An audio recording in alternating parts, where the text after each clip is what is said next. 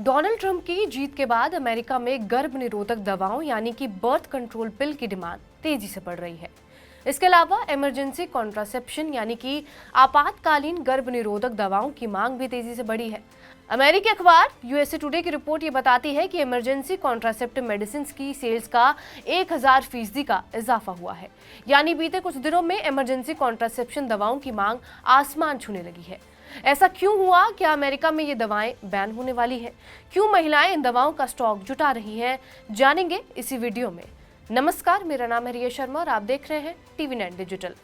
अमेरिकी अखबार US today की रिपोर्ट के मुताबिक बर्थ कंट्रोल पिल यानी कि गर्भ निरोधक दवा बनाने वाली कंपनी विस्प का ये दावा है कि 5 से 7 नवंबर के बीच इमरजेंसी कॉन्ट्रासेप्शन दवाओं की बिक्री में 1000% का इजाफा हुआ है। तो वहीं इन दवाओं को खरीदने वाले ग्राहकों की संख्या में 1650% की बढ़ोतरी हुई है। इसके अलावा अबॉर्शन की दवाइयों की सेल में भी 600% की बढ़ोतरी हुई है। दरअसल ट्रंप के चुनाव जीतने के बाद महिलाओं को अबॉर्शन राइट्स सख्त हो जाने का डर सता रहा है, जिसके चलते वो तेजी से इमरजेंसी कॉन्ट्रासेप्टिव पिल्स खरीद रही हैं। जैसा कि आपको मालूम होगा कि साल 2022 में अमेरिकी सुप्रीम कोर्ट ने अबॉर्शन राइट्स को खत्म कर दिया था। डोनाल्ड ट्रंप ने सुप्रीम कोर्ट के फैसले का समर्थन किया था। अब महिलाओं को इस बात का डर है कि ट्रंप सरकार उनके अबॉर्शन राइट्स में बदलाव कर उन्हें और सख्त बना सकती है। यूएस टुडे का दावा है कि चुनाव के बाद हुए सर्वे में ये पाया गया कि 50% से ज्यादा महिलाएं इस बात को लेकर फिक्रमंद हैं कि उन्हें सुरक्षित गर्भपात और उससे जुड़ी स्वास्थ्य सेवाएं नहीं मिल पाएंगी। इसलिए महिलाएं उन स्टेट्स में भी जाने पर विचार कर रही हैं जहां अबॉर्शन से जुड़े कानून थोड़े आसान हैं, ताकि उन्हें आसानी से अबॉर्शन से जुड़ी सेवाएं मिल सकें। इस बीच कई कंपनियां टेलीमेडिसिन और ऑनलाइन सर्विसेज के जरिए महिलाओं को घर पर ही बर्थ कंट्रोल पिल मुहैया करा रही हैं। बात करें अमेरिकी इतिहास में अबॉर्शन राइट्स को लेकर तो इसमें कई बार बैन लग चुका है। अबॉर्शन करवाना लीगल राइट्स था।